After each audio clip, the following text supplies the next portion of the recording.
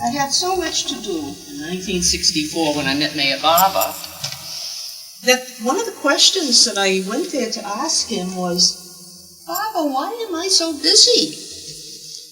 And that was just listened to by Baba. He didn't give an answer.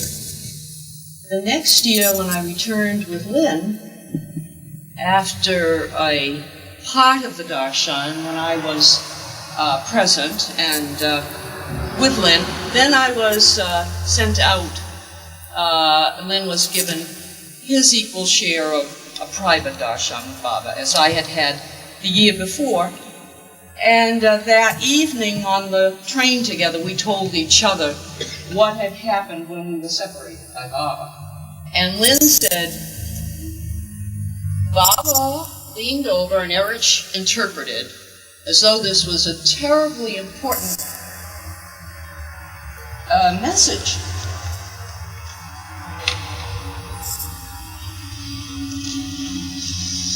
Baba's words were, time never existed at all.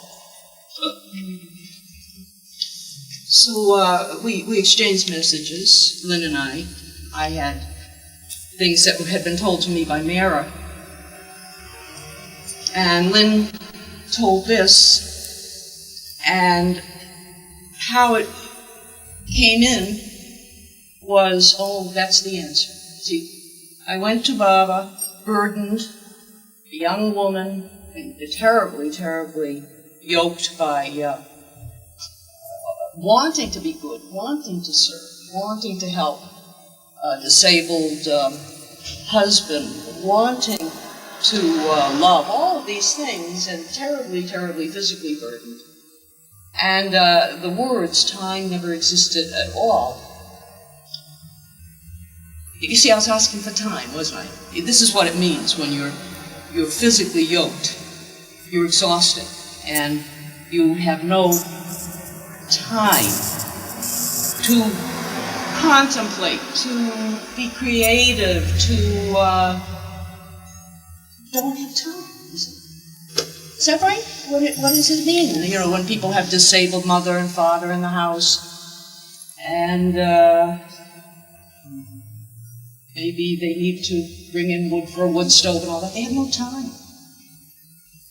And so the message from Baba was time never existed at all. And that night, I would hear that message from Baba and weep, and weep, and weep. Can you imagine? I had got to be about 40 years old, got a chance to meet the magic fish that can give you 3 wishes, and was asking for something that doesn't even exist. Now, as a mature person in my I forget what they call these years. Whether they call it, sometimes they call it the last chapters. He has given me all the time in the world, and I am now a retired empress who goes to her summer palace. I have nothing to do at all. You were right, Adele. Everybody's busy but Phyllis. And that's what I mean by it.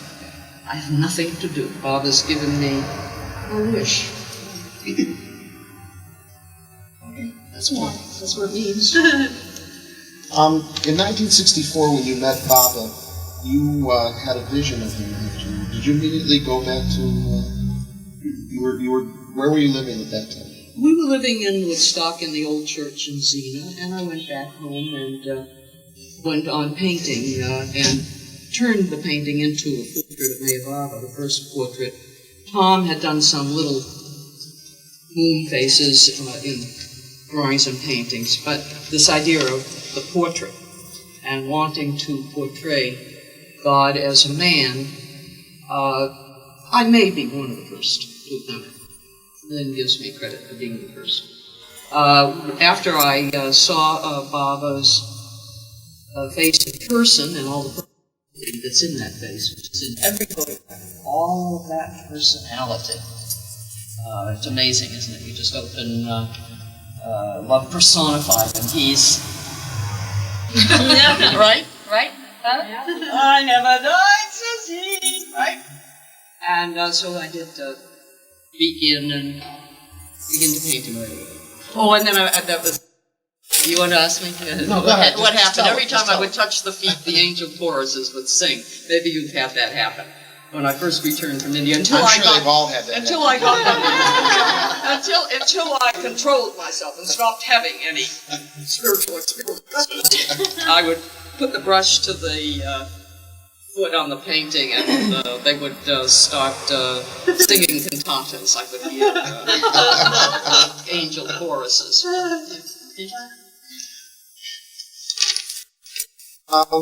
So then, the last Western Darshan was canceled in 1965, but Bob had already invited them to come.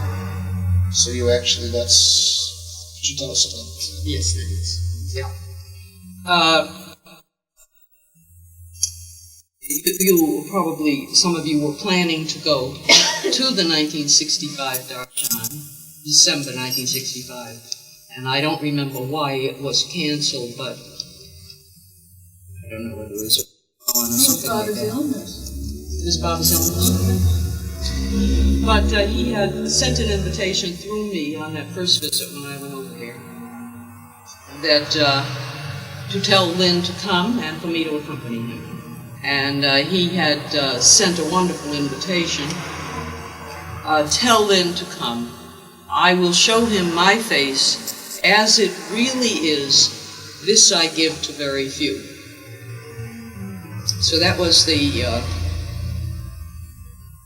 wonderful invitation. And when we did get there, we got there in October 1965, because the darshan had just been called off, so we got the first reduced price, reduced fare, what do they call that, low season or something, tickets, and that brought us into India early October, and Baba received us, and he said, Phyllis, how do my Western lovers feel that I canceled the Western Sahavas? And there were Adele was one of the people that I had met in New York before we went over. There weren't many of the people, Tom and Yvonne, you were probably Baba lovers, I suppose. So the kids were just as much Baba lovers as anybody else. That's right, children. Like my daughter, whose songs I've been playing, who was at that time 2 years old, was a gung-ho Baba lover. It was just incredible. I mean, but he didn't have many, did he? A handful of people. Yeah, a handful of people. And so I think I spoke as I understood the Baba people. I said, oh, Baba, the Baba lovers are resigned to your will. If he says you're not to come, they don't come, right? That was just how it was. He was honored very greatly by everyone who had contact with him and had come to hear of him. So that didn't satisfy him. And I had had this same experience when I went the year before. My experience of him was that he would ask the same question again and again and again. And so he just again asked the question to me, how do my Western lovers feel that I have canceled the Western Sahavas? And just say, oh, Baba, anything you do is good. And he's still not satisfied. So he says it again, Phyllis, how do my Western lovers feel that I've canceled? See, that was going to be the last opportunity for many, many to actually be with him, and that's all the people wanted. They didn't want anything else. Just to see him, that's all. Not to ask for anything, just that's how Baba lovers were. So then I said, oh, well, Baba, you should see your Western lovers more often. And I said, because Baba, feeling very, very, lousy with Baba, I feel with you. And very, very close. And so I said, like that, Baba, when your Western lovers don't see you, they build cathedrals in the mind to you. Meaning this separation occurs. The less you see him. But that, of course, he'll answer in a minute. Bob is going to answer. Now, Lynn was in a wonderful state of reverence at Baba's feet, and I was glad. And he was in a state of adoration. And Lynn said, Baba, we should build cathedrals to you. And then Baba's gestures, probably read by Courage, answered everything, and it's an answer forever. And he said, when the cathedrals fall, my work is done. So go right ahead and build them. That's right, isn't it? Isn't that what it says? Go build them. He'll do the other part. And that was one of the messages. Another message that was very important, and he was giving it at that time, and it's in the family letters. He said, soon the whole world will come to Baba. And my feeling was, what? Why? See, I was not getting it at all. I thought that this was just a break that a few people had found the living person in the whole universe. That's all. And that we knew where he was. That's all. But this other idea that soon the whole world will turn to him, it just, I couldn't get that at all. It sounded ambitious, actually. I couldn't get it at all. And then he said, don't be a hypocrite. Say what you think. And then I did have to understand a lot of things.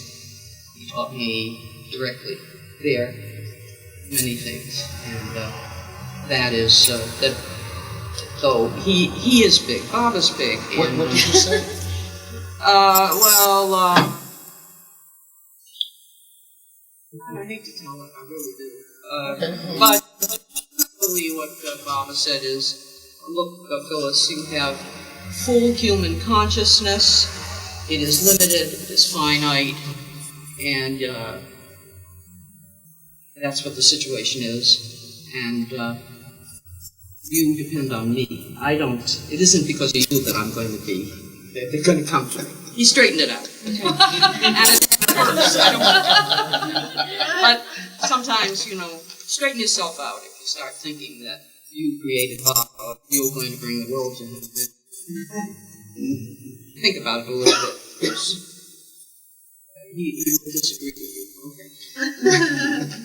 So this trip was directly related to you moving to the center? Yes, it was. We were asked to leave immediately and borrow money to leave immediately. So that put us in debt. And then a message was sent to Bombay through Arnavas. And Meher Baba sent this message to me. And it was something that would become very important to me now in my last years, because the message is to me. You see, when you bring a new lover to Baba, the new lover becomes the one he's been waiting for. And so I had brought Lynn, and Lynn became very, very central, and I was pretty much obscured. And it's only recently in going over to come on this trip, and I went and dug out the message and had it Xerox, the pencil telephone message from Meher Baba to Phyliss. He says in that message to pay back the money within 10 weeks, something like that. And it also says, and it says, Phyliss, that Baba, tell Phyliss, it goes like that, tell Phyliss that Baba has kept his promise to her, to see her husband. And that's been something I hope I can share with you all, if any of you are feeling that you are not central to Baba. You are. it's a very silly thing that we start to think that he cares about you, or he cares about you, but he doesn't care about me. Between you and Baba. So very, his eye is on the sparrow and his eye is on me. Okay. So then we owed that money, and we couldn't find any way to pay it back, and somebody came to buy our house, so we sold the house and we wrote to Baba a lot, because Baba made everything money. You know, we wrote Baba and said, oh, we sold the house, paid the money back. What do you want us to do now?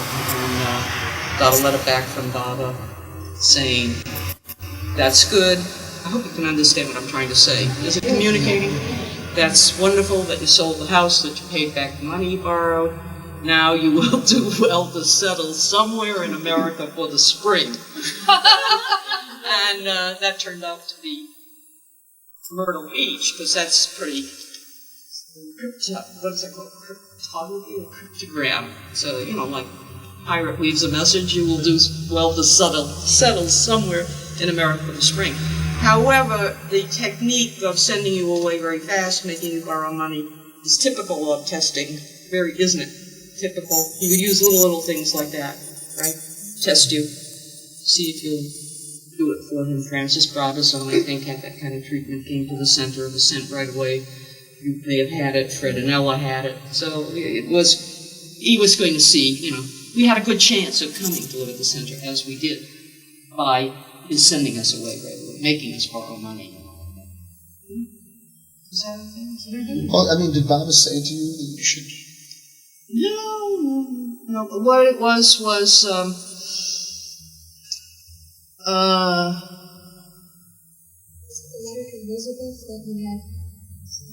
yeah, he sent a letter to Elizabeth. That's something that the Rileys saw.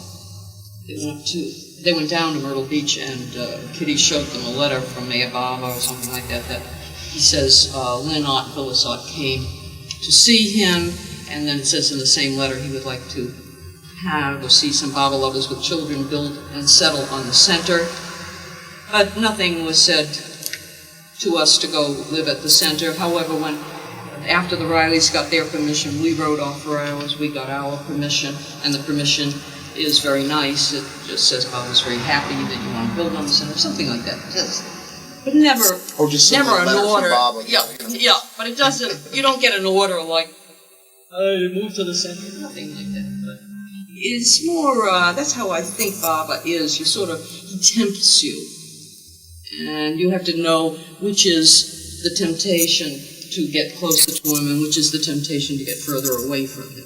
So when you have the two temptations or options, then if you take the one that will bring you closer, whatever it is, it may not, I wanted really to leave my husband and children and go sit on his lap for the rest of time in India, but that was not so I took the closest, you see, that's the closest I could get to the option. That's how I choose. Phyllis, how did you commission to paint the paintings for the Pilgrim Center? Well, that's, you were going to mention that I've written a story which is also coming out in the book. Yeah, but I was going to mention that after. Oh, you're going to mention that? Okay, then ask another question. Ask the next question. Book is 100,000 thanks to MeherBaba. Right, and the story is called Baba. Didn't forget me, right? I know that sometimes several of the Baba lovers I've spoken to feel forgotten at times. Comment on that. I think that the comment would be that in this life we're, haven't had much experience in living a life of mysticism, and we don't know really too well about how we practice it, so we think we're being neglected. We don't really know how to interpret our relationship to God, so we feel neglected. I don't believe that ever happens. I don't. The story tells how it works out. That was a surprise to me. I get commissioned with Lynn to paint the murals in India, and I call that Baba Didn't Forget Me. And it's I hope you just get the idea. If you think, thinking Baba forgot you, forget it, because he didn't forget you. He won't forget you. He'll never forget you. And it's just part of what you're doing. He's supposed to be lonely just now, or not get a job or something. Well, you mentioned that looking at other people's lives is one of the central things that makes you feel that way. That makes us feel this way. Yeah. That's also part of this retiring to the summer palace. Pay no attention to who sold the script or who got to do this or that. It's just more worlds. Just pay no attention.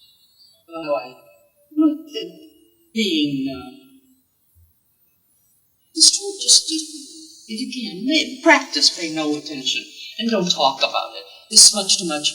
Oh yes, this is Phyllis's message to the Bible. Don't gossip. This business about praising or this one and that bunch of things.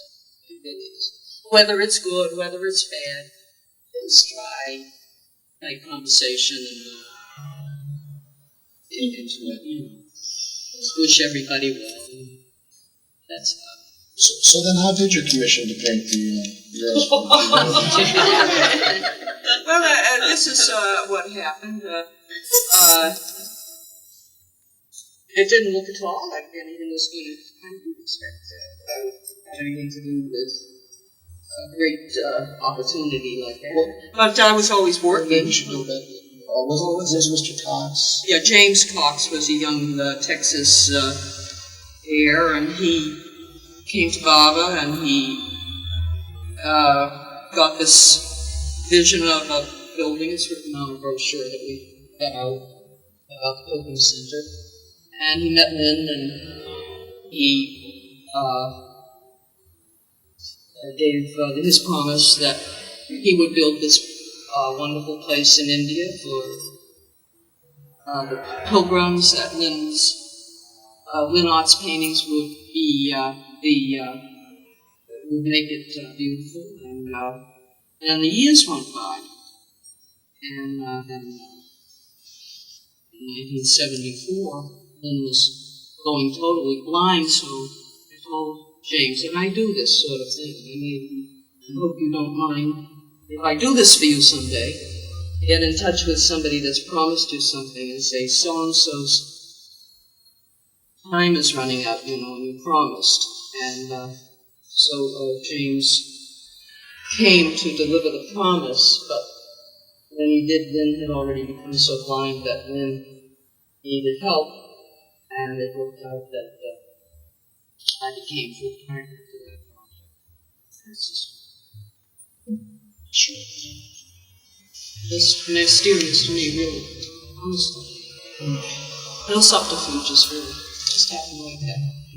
So, being put together with a strong creative partner, and both of you are working in the same field, and I hear that can cause tension.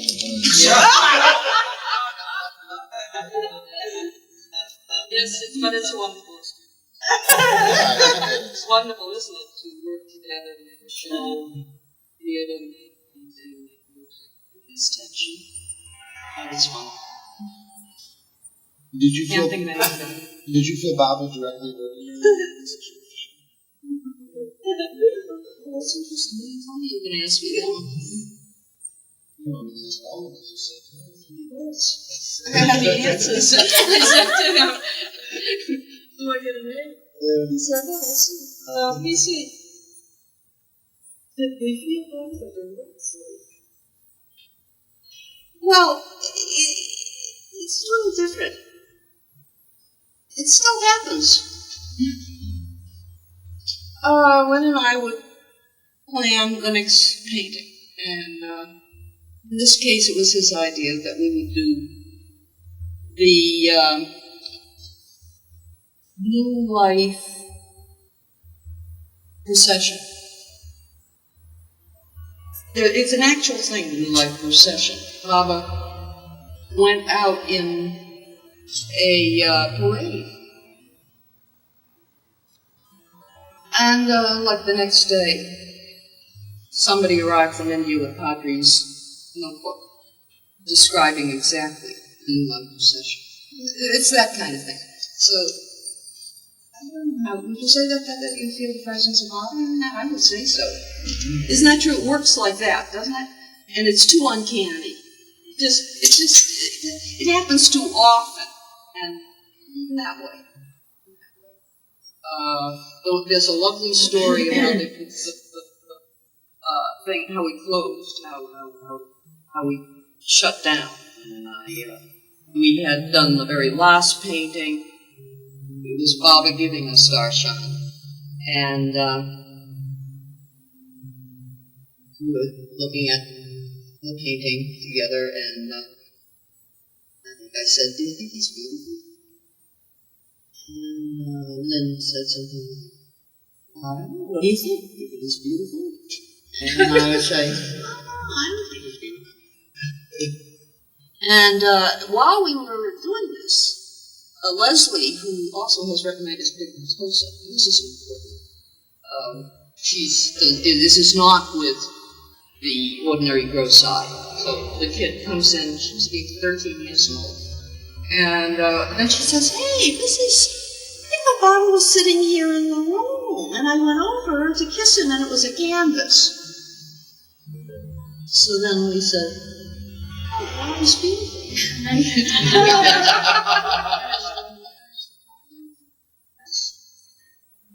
But I didn't see him sitting.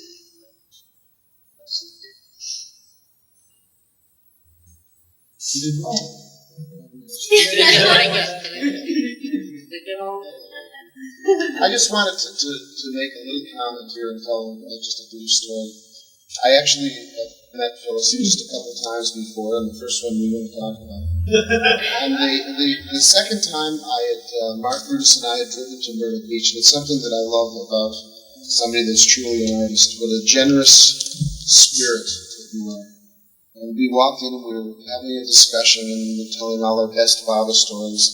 And I told Phyllis a story about getting a letter from Mommy when I was just about to jump out a window. I lived on the first floor, so it wasn't that serious. I was going to jump out a window and knock on the door. And the person I was having this tension with hands me a letter from Mom she had brought back to India. So I tell Phyllis the story, and she goes, "Wait a minute." And she runs into the back room and comes out and gives me an oil painting entitled "A Letter from Mommy."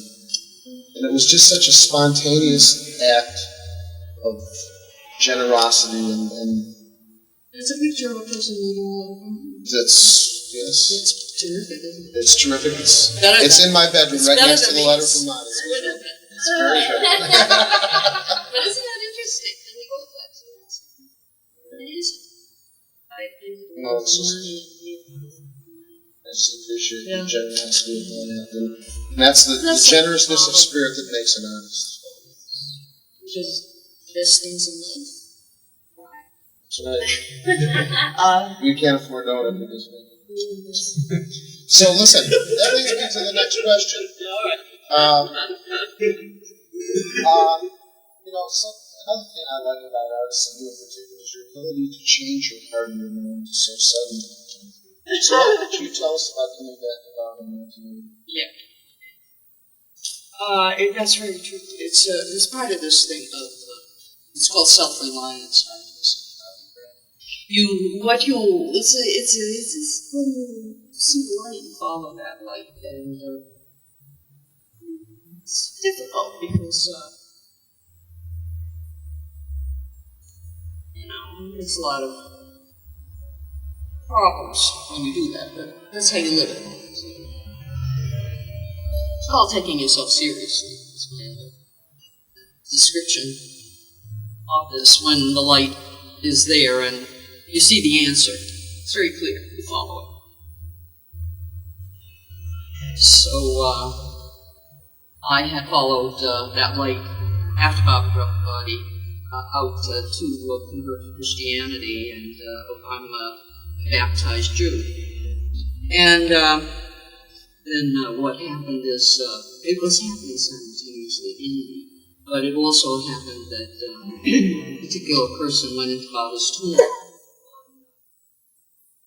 February 25th at 5 a.m. He had a call to nature, and then he went into the tomb, and he heard the words to send Phyllis Ott to India. Now, that's strange, isn't it? And he did that. And he came to me, and I was ready to go back. I was very happy that Baba was calling me back to India. I had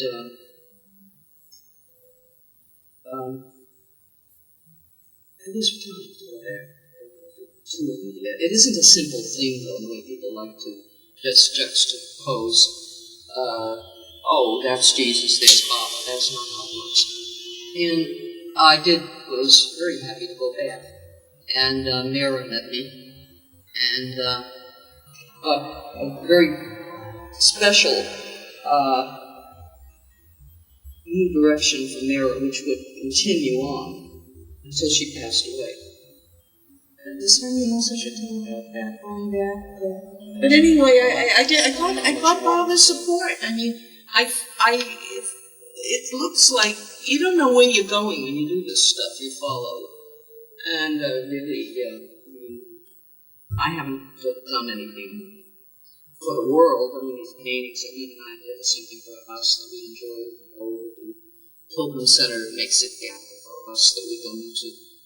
And so where we have our meals and we see these lovely paintings.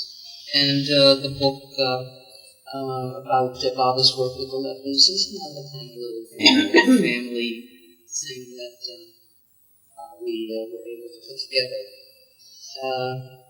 So it isn't like, you see my movie next week or anything like that. But,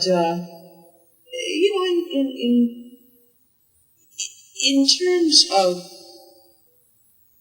my own life, I am satisfied, pretty satisfied, and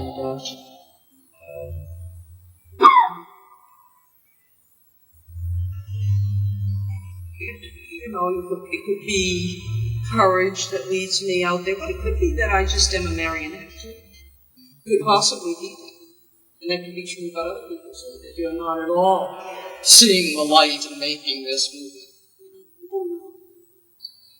Well, Phyllis, when you were in India, the first impact of meeting Mehera, let's talk about that because you have a wonderful story also of Mehera and her passing. But I know that the first impact of meeting with Mehera was it created an awakening in you. It was a very powerful awakening for you as a woman, a human being, an artist. Could you tell us about that, please? I'm praying that Baba is going to help me to express this, which maybe shouldn't even be expressed, but I'm going to try. I went over to India in 1964, and I really had a romantic interest in Baba. That's true. That's true. That's true. And part of the actual experience of meeting him, I met him at the same time as I met his brother, Bade Jr., in the same room and all, and it was through meeting him that I began to get a glimpse of something bigger than this life and its background, and that MeherBaba was not what I thought a man is. And with the comparison of his brother especially, he's a felt thing, so it's very hard to get it across. So then I went out to meet Mehera.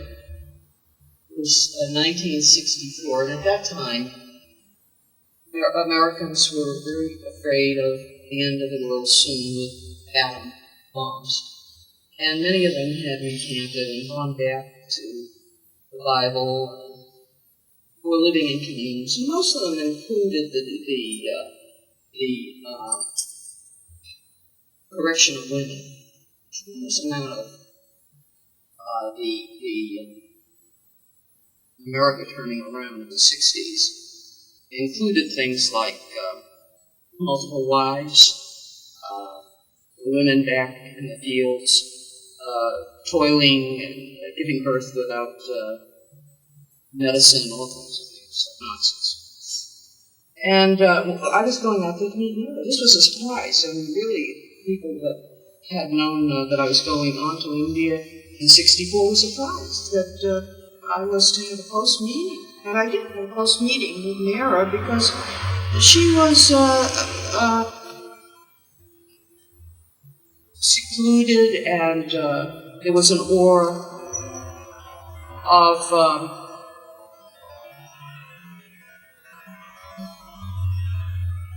Holy Grail. You know what a Holy Grail is? It's something that it's remote, and the Lord's cup. And but apparently I was at the front of the line of a great many people who would meet Mehera after '64. And I met her with two other women that were with Baba that day at Darshan. Two young women from Australia.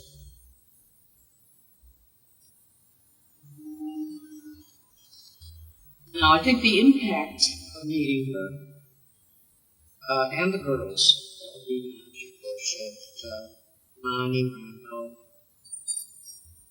Guru. I had never met women who were in convent, who were God focused. I've never met women of that level of consciousness. And the talk that she gave the three women, me and the other two girls, Mehera gave us a talk, in which she lauded, she praised a Hindu saint named Mehera. And she told us that this woman had loved Krishna, and Krishna was not in the body, and that she had gone singing and dancing throughout India, that she humiliated her husband, that he tried to poison her, that he gave her, and she showed us this drawing that's in the living room there, of Mehera about to drink a bowl of poisoned milk. And that's again like communion, because she says she drank this milk and didn't die. And you girls, don't be afraid. You express this love for God, and Baba will watch over you. So it was an encouragement. It turned out to be, go.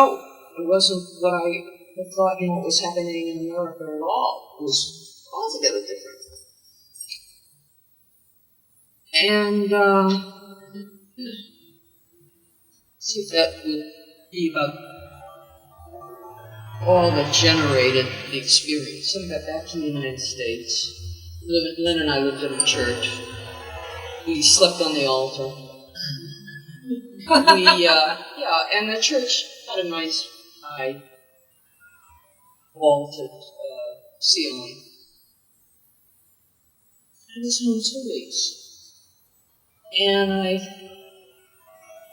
woke from these dreams, visions of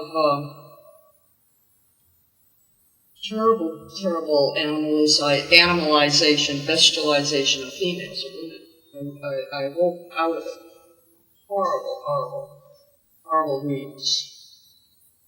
And I woke to a spiritual experience, a cosmic, the big volume of the room was, to my experience, it's ultimately for me, lights, shaking, earthquake. It was, I believe, the shaking of sanskaras at the very root. That's what I think happened. And that was something that I think has to happen to all of us, to women and men, because out of it came reverence for Mehera, and out of it came the reverence for women, and out of it came interest, a real interest. And that may be intrinsic to a new age, that an age of intuition cannot dawn without each one of you, women as well as men. This is not, I mean, we are all men and women, all of you sitting there. You are all men and women, and each one is made in the image as God is with you, with you. Just either, both. And I think that I was very ashamed of this experience. It took about 20 years to try to get this experience across, because, just like Baba says when you begin to meditate and contemplate, don't be ashamed of the thoughts that go through your mind, especially now, in this age, when the mental world is really shaking. All of these ugly visions that broke up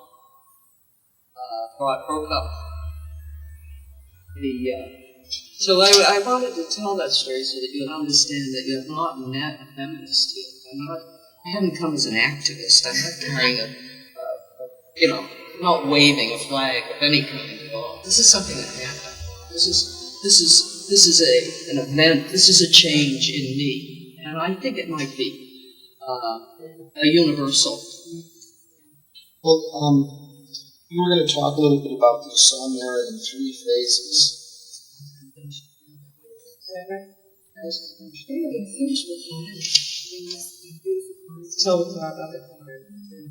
Because so much should be told of me. One of the things is this. May we just say that the work that you brought with you, the paintings are just beautiful. Thank you so much. She had to cart them in the airplane, and bring them down.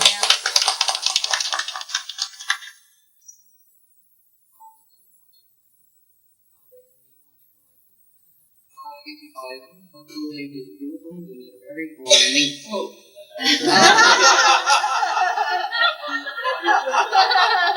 Wow, what a spiritual experience. Yeah.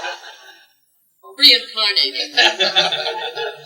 As I was telling him last night, when we were working, I said, we're a couple of corpses. That's right. Doing this planning for tonight, because you know how Baba says that what you are is the consolidated mold of residual impressions from your last incarnation. So, saying that the only hope that I'm going to get is reincarnated next. What the 2 things that I want to do, the first thing would be to print this volume of puzzles, and I think that there's one up there that you'll enjoy if you read it. It's also happy, and when you read these poems and you see a small b on beloved, that is to your friend, your companion, someone you love. And when it's a big b, that's your God, your love, your God, your God. And then y is just there's one up there which gives you an idea of what I want to print. And the other thing I'm going to do is we're going to put a new roof on that studio where these things get made at the center, and I hope you will all have the opportunity to visit me at the center. And I hope every day of the week you will get a nice cup of tea, and every evening of the week too, if you want to come over, because I really don't have anything to do. You are meeting someone. Phyllis, will you read it if I get it down? I have a copy of it right here. Yeah, I've got but more I mean, copies. Oh, you do have more There's copies. 2 women born under the sign of the goat who are clamoring to finish the story about Oh, that story. The 3 phases. Okay. Do you need to do a line, any stretch or whatever that's No, called? it's wonderful. Where you going? I'm getting all of my Okay. Show and tell.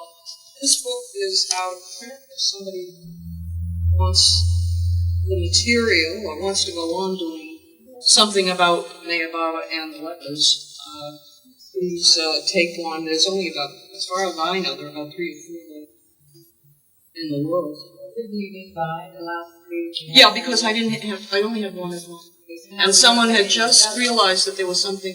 Well, I'll give somebody if they want one, if they're interested in going on, not to just read it, but if you're interested in going on, because it is a tremendously interesting area of MeherBaba. It is, MeherBaba, one of the things MeherBaba said he had come was to alleviate the disease of leprosy. He has. Another thing that he said is he has come to alleviate the disease of alcoholism. And I think that the experience of Bill W. does parallel the experience that I had to accept meeting MeherBaba, the cosmic experience, which you must have if you can possibly get over your compulsions and what do we call it when you have habits? Addictions. Yeah, addictions. And I would say that I certainly did a lot of addictions. Not necessarily drugs or anything. We have many addictions. You won't get over your addictions unless you have cosmic experience. So what about those 3 phases in there? Yeah, I'm going to do it. This is stuff that I did want to bring to your attention. This is a card that's just come from India. I had it printed in India. These are all done at my own expense. Very rich lady. So I have all the time in the world, all the money. And this seems to be true. About $250 in the bank. And if the other thing seems also to be true, then I'm very, very rich. Well, anyway,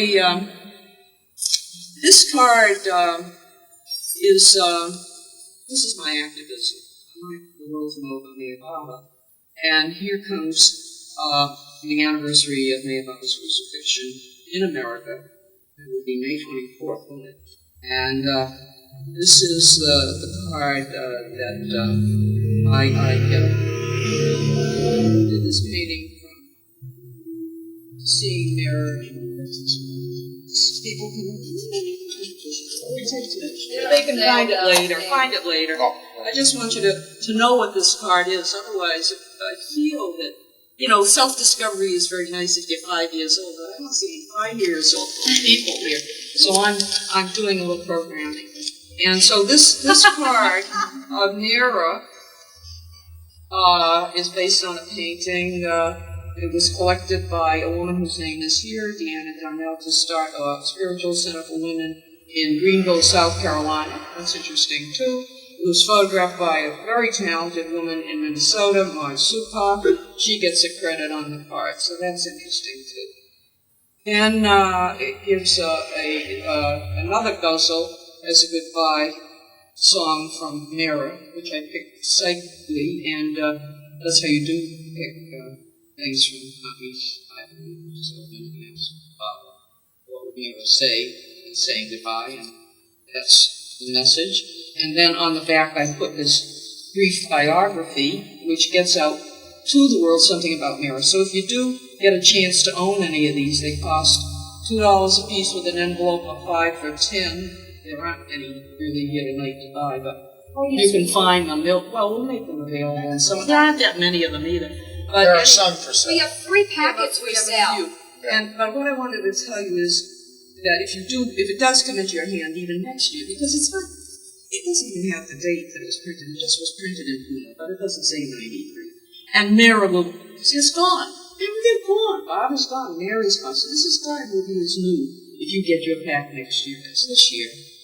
And the little story on the back is Mehera Jayarani, January 7th, 1907 to May 20, 1989, was the divine partner in the universal suffering of the avatar, parentheses, Sanskrit, meaning the descent of God into human form, end of parentheses.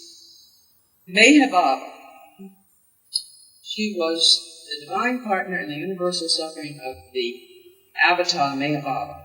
She was born in India to a Zoroastrian family. Her monastic life is documented in Mehera, Beloved Books, New York, 1989.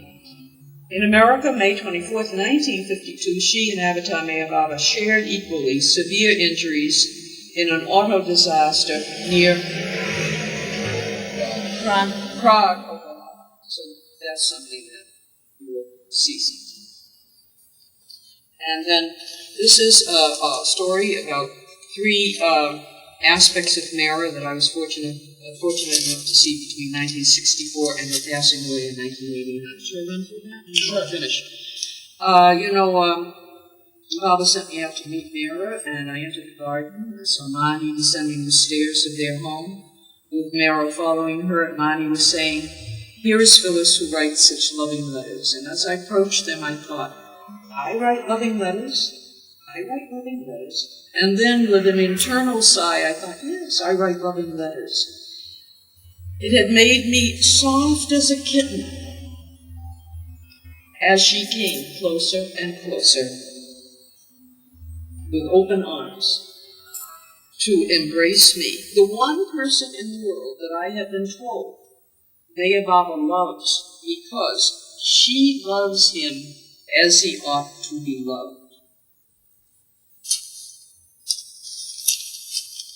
That's the first meeting with her, and then I told you about her taking the girls to her house and giving us this talk on being brave for God. And really, I think she said there is no love in the world that compares with the love for God. And then, in short, as the years went on, it was clearer and clearer, all of us to be free. Love God. Your freedom is in love God. As women, as black, as this, as that. Freedom. I love God. So that's really the message from Mehera. And then Baba dropped the body, and in the book Mehera, Mani describes how a year before Baba dropped the body, he asked her to appear with him on the porch.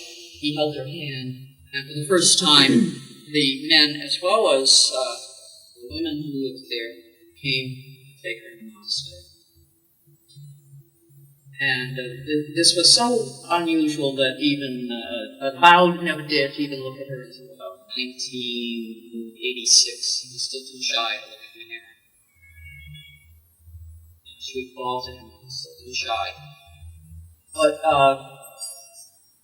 I call that period where she would be there on the porch and we all would go there and have the chance to meet some part of Baba in the life living. I call that Mehera wore the hat.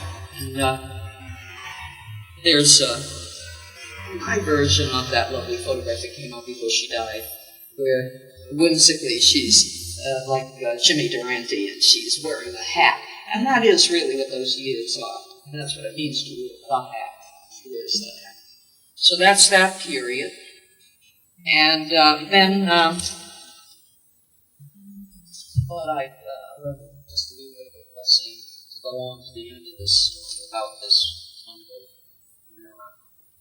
And the prayer is, I'll read that prayer. O beloved MeherBaba, bless us, that we may sing your love song, to grace our tongues, to express the wit, charm, and purity of your sweet love life with Mehera. Mehera was your reflected image that merged with its object when the mirror was taken away. And she was a great joy to Baba, you know. She had a wonderful interest in all the things that anything, amused her. Funny movies and sports and brave deeds and she's just wonderful, full of life, and courageous person. And about another thing, I'd like to praise her and tell you that her act of love for MeherBaba is one of the greatest achievements in the whole world, greater than the sonnets of Shakespeare, greater than the ghazals of Hafiz, who is the greatest architect of mystical poetry, is the love of the avatar by this Mehera. So just a little bit, just praise her. She deserves it. Then also, to give you a glimpse of who she is, more programming, more penetrating, the male role that Baba took is, for creative purposes, needs to use the human mind as well as the universal mind. I didn't think this up. I didn't get it from the Akashic record. This is from research. And he has many choices. Now, he must come in with a female counterpart. She does not have choices. And, but her coming in the Advent, and she comes in every Advent. She comes in as this one and that one, but she's female. And her presence here as a female is a stamp, as it were. Without her stamp, his creativity will not generate. He cannot bring a new age into the creation without the female counterpart being here. That's the secret. And it's a very beautiful secret. And Mehera told me an interesting thing as she encouraged me to follow her. She said, Phyllis, this is when I was about 50 years. She said, follow me and look forward to dying. And she said, you've had the highest human experience, which is the what's now human conception. So, when two cells become one cell, that is the highest human spiritual experience, conception. And then it's kind of interesting because it's sort of a mirror reflection of what we are told the avatar and his partner are. That is one body who divides to enter the creation. It's humorous and beautiful too. Beautiful idea. And so our conception, through which we all come into life, two souls become one cell, is a symbolic equivalent of the divine marriage on the earth, the one God who divides to enter creation as male avatar and female counterpart, whatever you want to call it, goddess, and whose grand finale is reunion into one. And I told you that Mehera's heroines were, for instance, the Hindu Saint Mehera. And she loved Radha very much too. Now, she was a little shy about her situation. She really had been very hurt by Baba, who got this body and left her. And he had told her he wouldn't do that. That she would die before him. It's not how it happened. And so the last third phase of Mehera, the closing phase, the last act, she had lived through the role of the consort of Sita. She sat there on the porch, very much like the abandoned one. And Baba told us that every avatar, in order to take an incarnation, has to make one, what is it called? Mistake. It's called something else. Mistake, error, something, right? Fault, one fault. Weakness. So the weakness that he told us quite a few stories about what was the weakness of this one and that one. But the weakness of Ram was that he had exiled his beloved Sita, his wife. And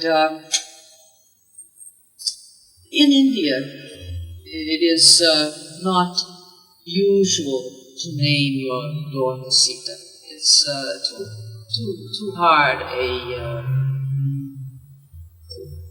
name it, Sita. The abandoned one, the exile. So this is an interesting little detail of Baba's love that occurred just before Mehera dropped the body. There was a movie that was made, I guess, 1988 in India. I think it's called the Ramayana, or it's the sequel. After Ram Sita returned from the years in exile together, when he fought the war with the ten-headed king, Ravana. So they come back to be happy and live together in the kingdom. And at the time that Mehera is closing her life down, 1989, the season of 1989, she had begun to like the video movies very much, so people were sending them in from all over the world to give her some pleasure. And she didn't have a video TV, but she had the machine that plays the TV movies. And just at this time, there was being played a soap opera in India of the sequel to the Ramayana. Beautiful, visually beautiful. And Mehera was thrilled about it. Some Bible lovers were taping it at their house, and they did it over at her house the next morning. You remember You remember it very well. Well, I remember Mansari also used to watch it, but They send it up to Mansari too, and they just love it. Yeah. So the thing is this: how can this be possible? It's like what I'm going to tell you is incredible. It's like when you just come home from India and you're in a restaurant, begin the game plays, and this little thing that happened. So we go over there to see Mary, and she's all excited about what she saw on the TV. She says, "Oh, this is something." She said, "I must leave.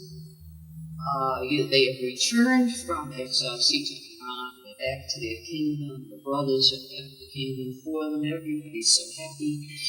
And she's spread her cheeks, smiles, her hair is flowing back, and she has diamond earrings and garnets to match, and she's got a gold on side. She's absolutely. And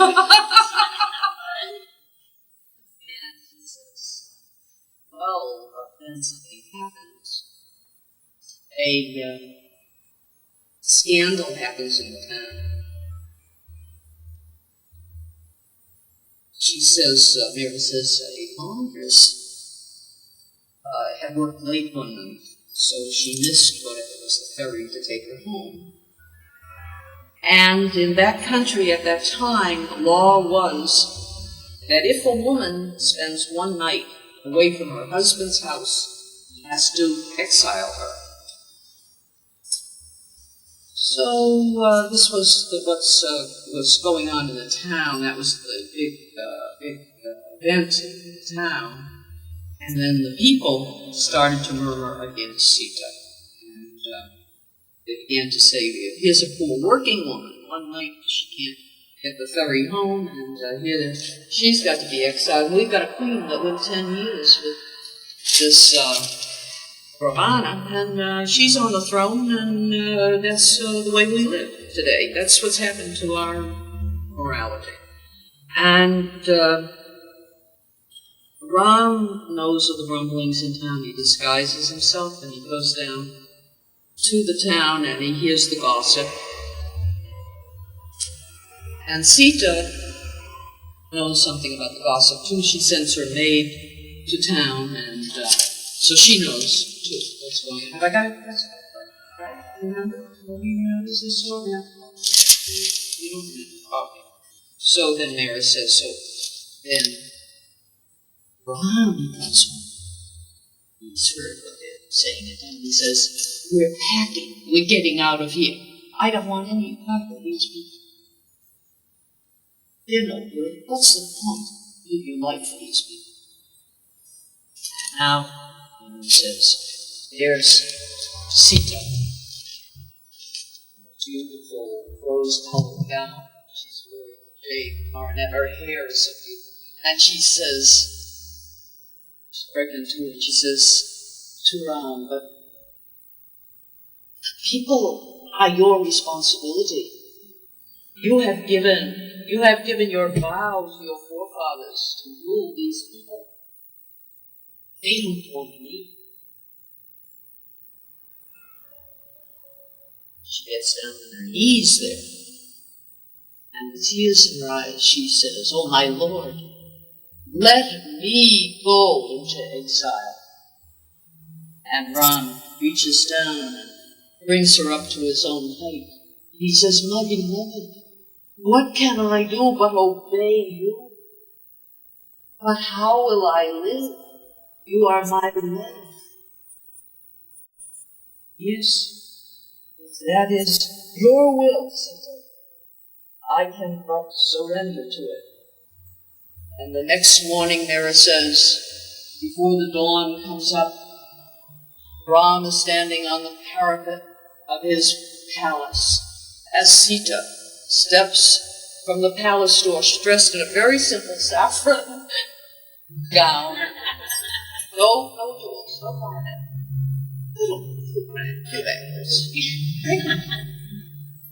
Her hair is absolutely beautiful. And she steps into the chariot that will carry her to Valmiki, her master, in the forest. And as she leaves,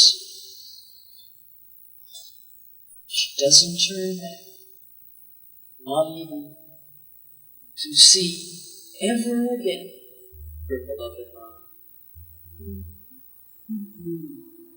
Jai Baba. Jai Baba. Jai Baba. Jai Baba.